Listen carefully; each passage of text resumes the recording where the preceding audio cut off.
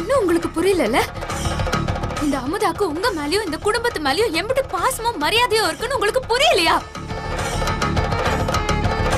என்ன போய் சந்தேகப்பட்டு எனக்கு நீங்க பரீட்சை வைக்கிறீங்களா? இதுக்கப்புறமும் உங்களுக்கு புரிய வைக்கணும்னு எனக்கு எந்த அவசியமும் இல்ல.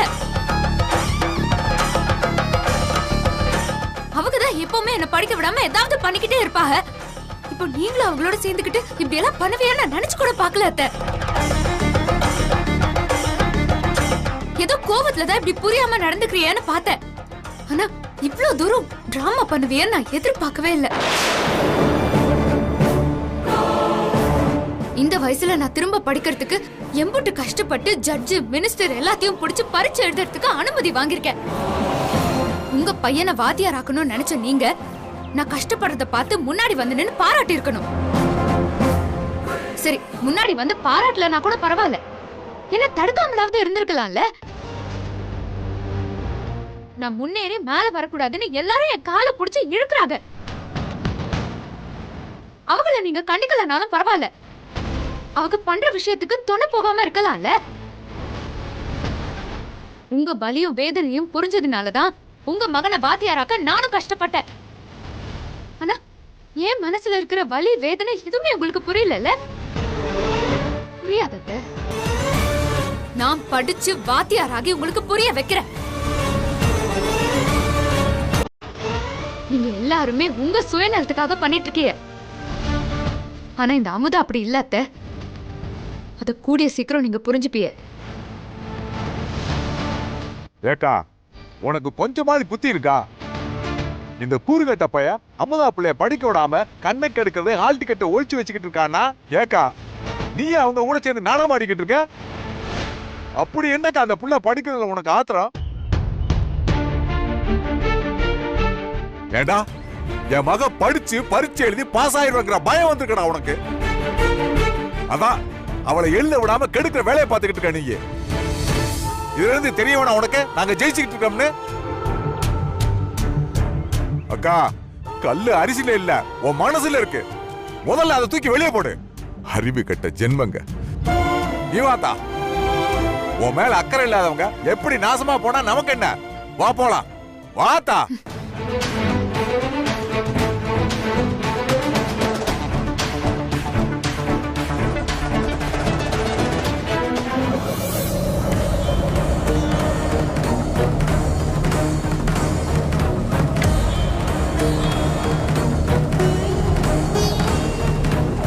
கொஞ்சம் கூட மனசாட்சி இல்லாம மொத்த குடும்பமே இப்படி நாடகம் ஆடிக்கிட்டு இருக்காங்களம்மா. இவங்க நல்லாவே இருக்க மாட்டாங்கம்மா, நாசமா போயிடுவாங்க. என்ன ஜென்மங்க இது? உன்னை வச்சு பெட்டு கட்டி இவங்கெல்லாம். இந்த வடிவேல் பைய, நீ முதல்ல நல்லா எக்ஸாம் எழுது, எல்லாம் சரியா போயிடும்.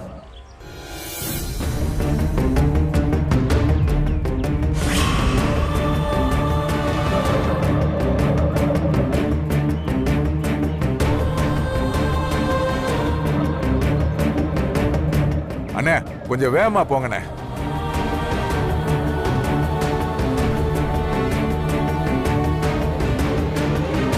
சித்தப்பா, பரீட்சைக்கு வேற நேரம் ஆச்சு சித்தப்பா. அதான் மனசை போட்டு குழப்பிக்காத, கரெக்ட் டயத்துக்கு போயிடலாம். முதல்ல நீ படிச்சது மட்டும் நினைச்சு பார்த்துக்கிட்டே வா. வீட்டுல நடந்த எந்த பிரச்சனையும் யோசிக்காத.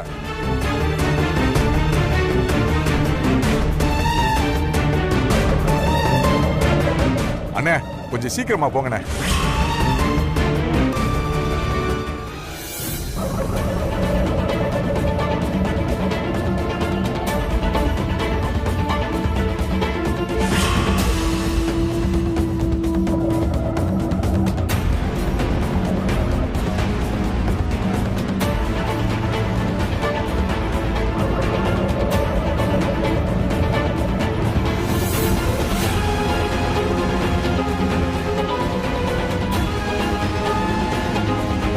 படாம போமா, சீக்கிரமா போ.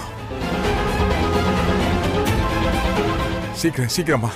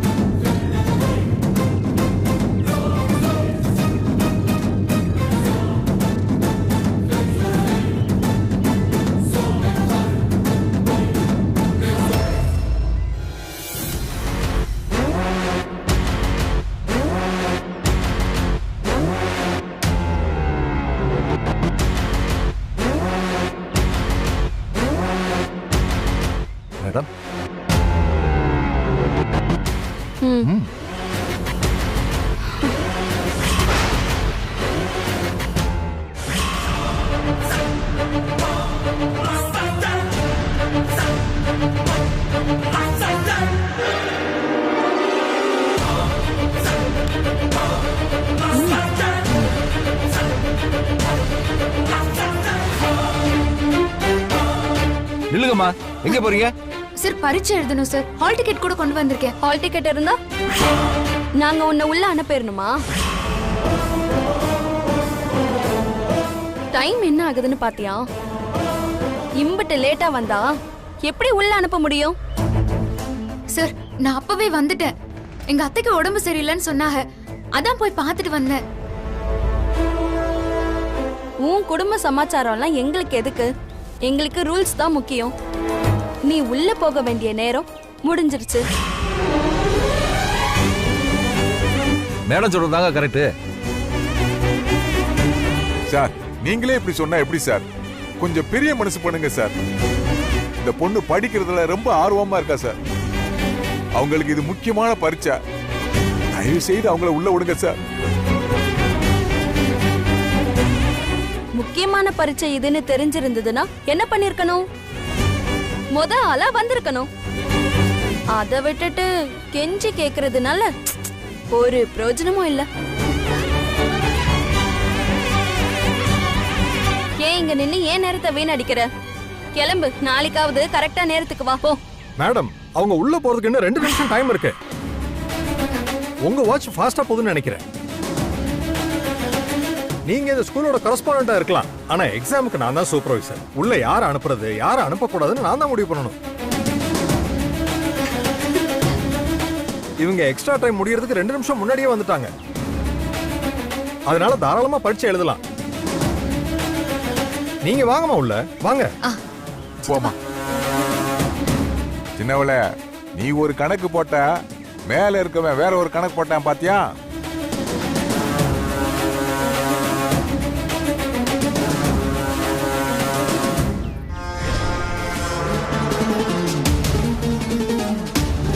என்ன மேடம் இப்படி ஆகி போச்சு? விடு, அவ அப்படி என்ன பெருசா கிழிக்கிறான்னு நானும் பாக்குறேன். அவளை வேற விதத்துல தண்டிச்சுக்கிறேன்.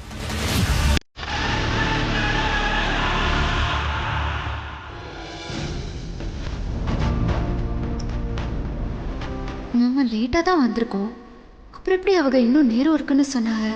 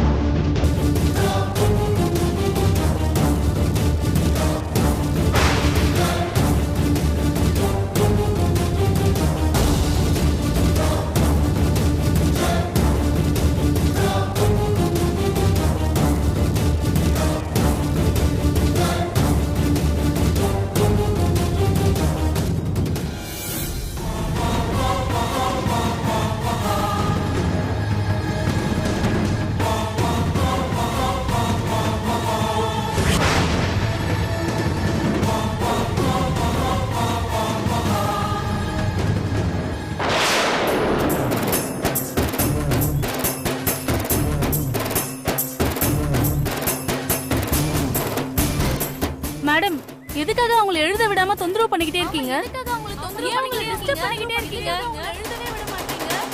மேடம் அவங்கள எக்ஸாம் எழுத விடுங்க.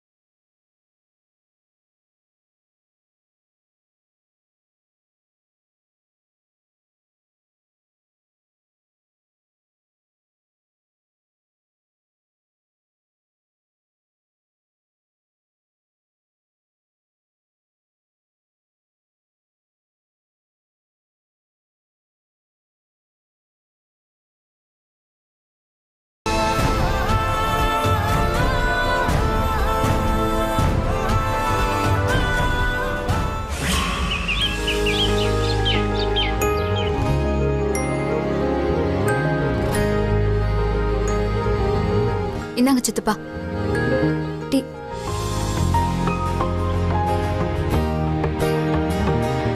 அத்தை இந்தாங்க டீ எடுத்துக்கோங்க. ம்.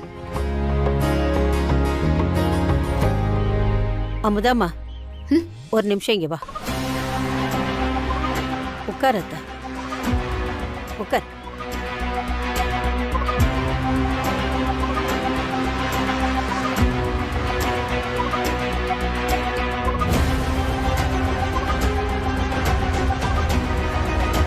அமுதாம்மா, நீ ஆசைப்பட்ட மாதிரியே பரீட்சை எழுதி முடிச்சிட்ட.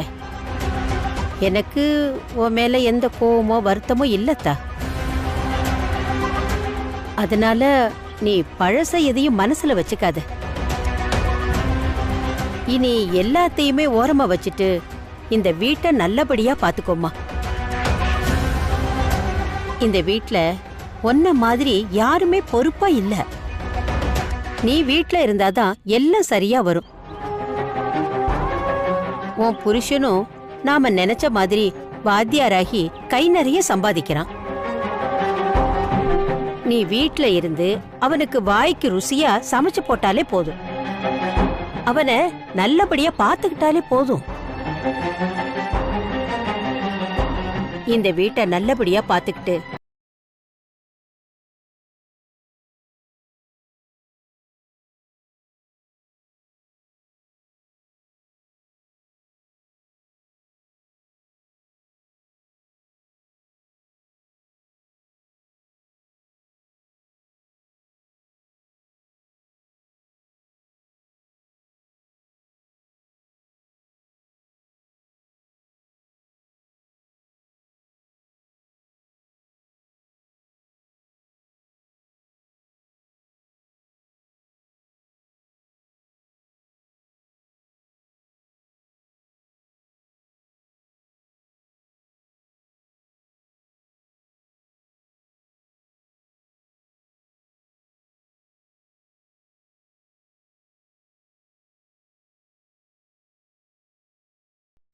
கண்டிப்பா வாத்தியார் ஆவேன்.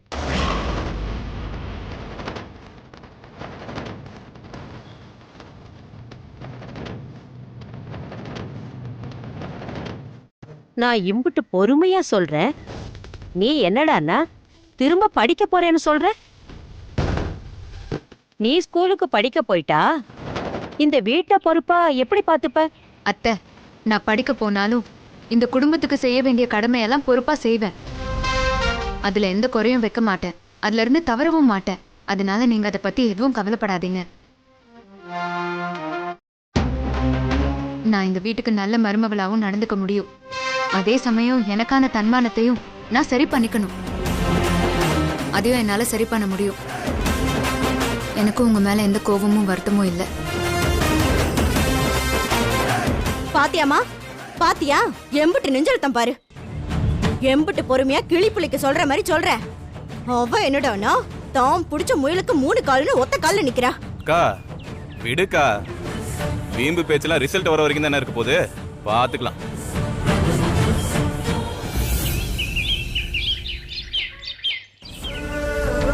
இது கொஞ்சம் கஷ்டமான கணக்கு, அதனால எல்லாரும் நான் சொல்றத கொஞ்சம் கவனமா கேட்டுக்கணும். உங்களுக்கு ஏதாவது சந்தேகம் வந்துச்சுன்னா உடனே கேட்டுறணும், சரியா? சரிங்க sir. Secant theta minus cos theta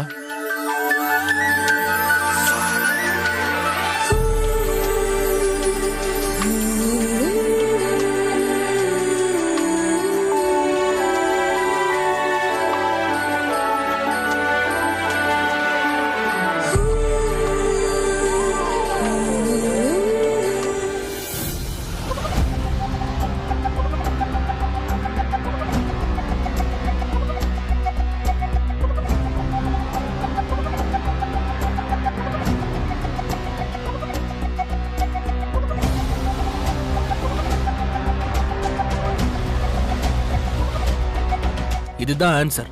உங்க எல்லாருக்கும் புரிஞ்சுதா? இல்ல யாருக்காவது ஏதாவது சந்தேகம் இருக்கா? இருந்தா கேளுங்க.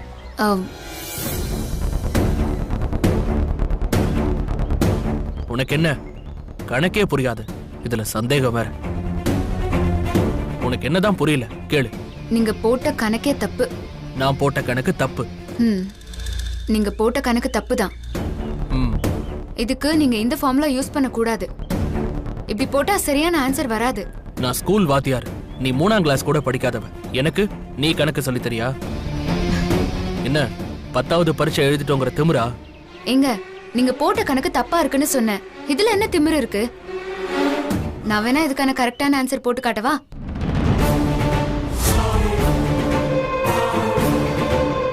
என்ன நீ எனக்கு எது சரி எது தப்புன்னு பாடம் எடுக்கிறியா?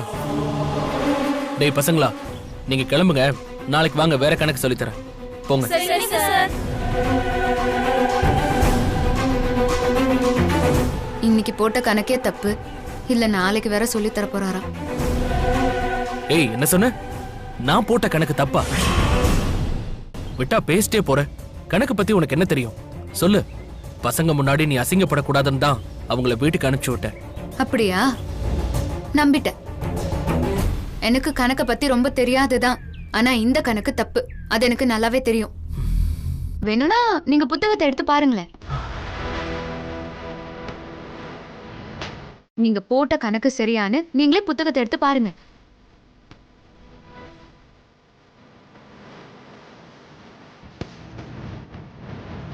பக்கம் 283 பாருங்க. இல்ல தேடுறியல, அதனால சொன்னேன்.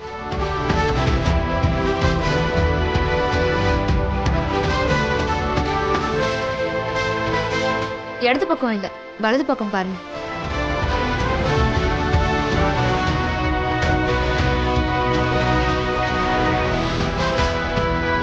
என்ன நான் சொன்னது சரியா இல்ல நீங்க போட்டது சரியா?